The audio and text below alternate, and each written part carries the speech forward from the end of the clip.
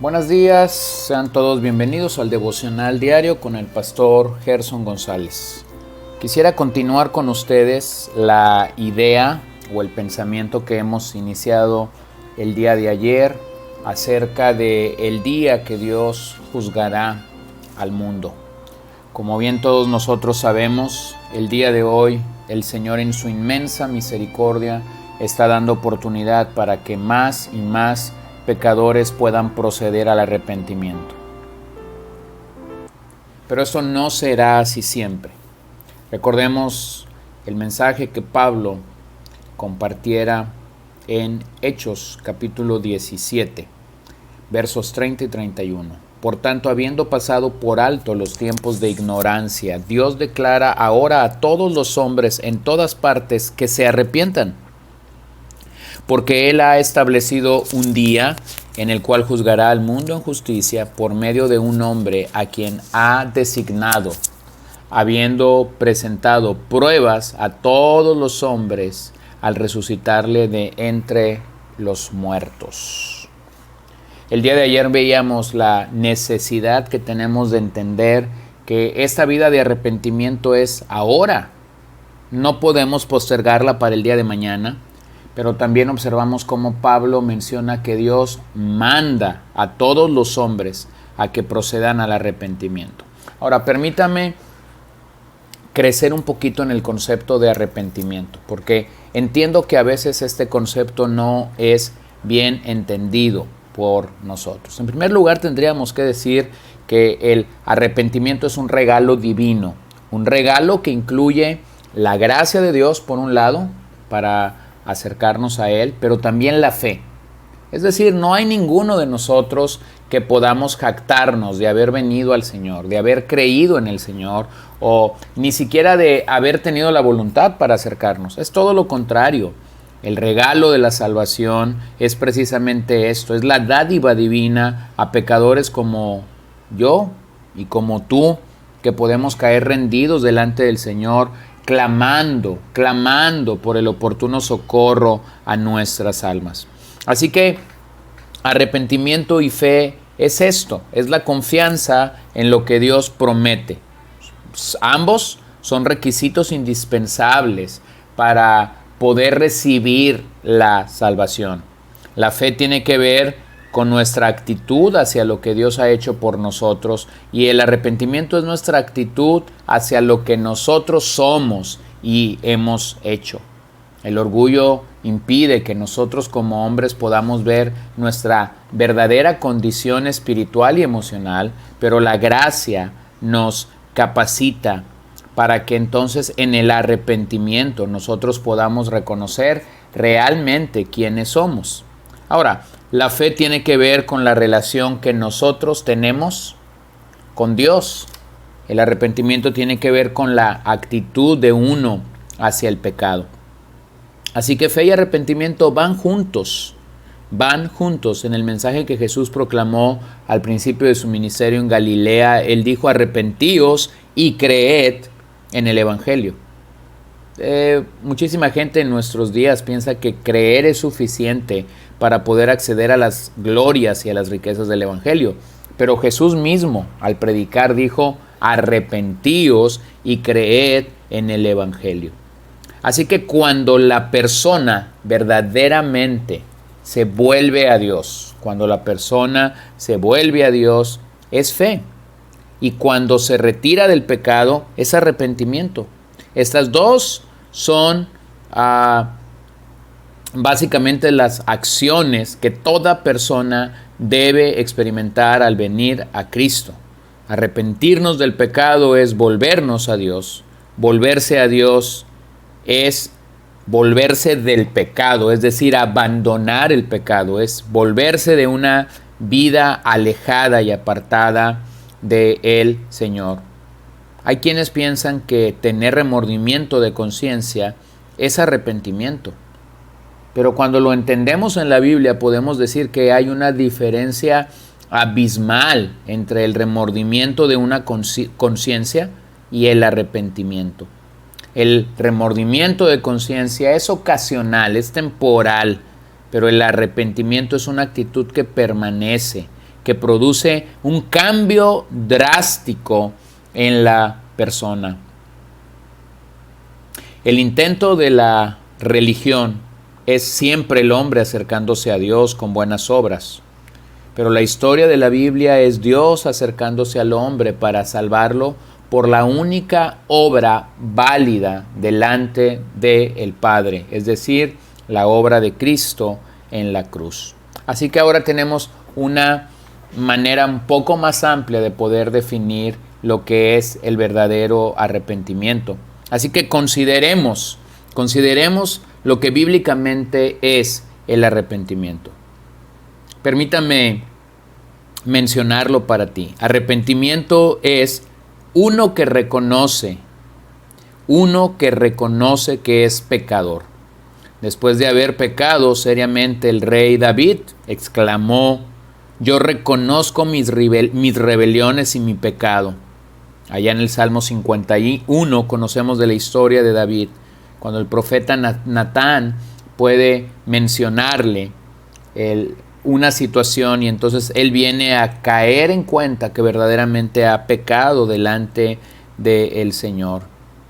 O también en la historia, en la parábola del hijo pródigo, cuando aquel hijo que había abandonado al padre, había abandonado la casa, había despilfarrado la herencia que el padre le había dado, él viene en conciencia y entonces recuerda esto: me levantaré e iré a mi padre y le diré: Padre, he pecado contra el cielo y contra ti. Esto es arrepentimiento. Una persona que reconoce que es pecador. Pero lo segundo es uno que siente dolor por haber pecado contra Dios. Permítame recordarle que todo pecado, antes de ofender a cualquier persona, todo pecado es un altercado primeramente contra Dios. Tercero, uno que confiesa genuinamente ante Dios, es decir, aquel que puede acercarse y reconocer que es en la presencia de Dios donde nosotros tenemos que sincerarnos.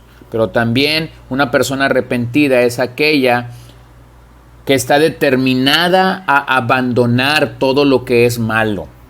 Todo lo que es malo, todo lo que te aleja del Señor, comienza a menguar para entonces venir en una búsqueda clara por Dios. De esta manera podemos decir que una persona arrepentida es entonces una persona que se vuelve completamente, totalmente a Dios. Eso es lo que la Biblia define claramente de lo que una persona arrepentida debería encontrarse haciendo. Así que el verdadero arrepentimiento incluye cada uno de estos 5 puntos que he mencionado. Observe que Dios no manda que la gente acepte una religión. No pide que hagamos una penitencia. No pide que pongamos una suma de dinero en algún lugar o que intentemos portarnos bien.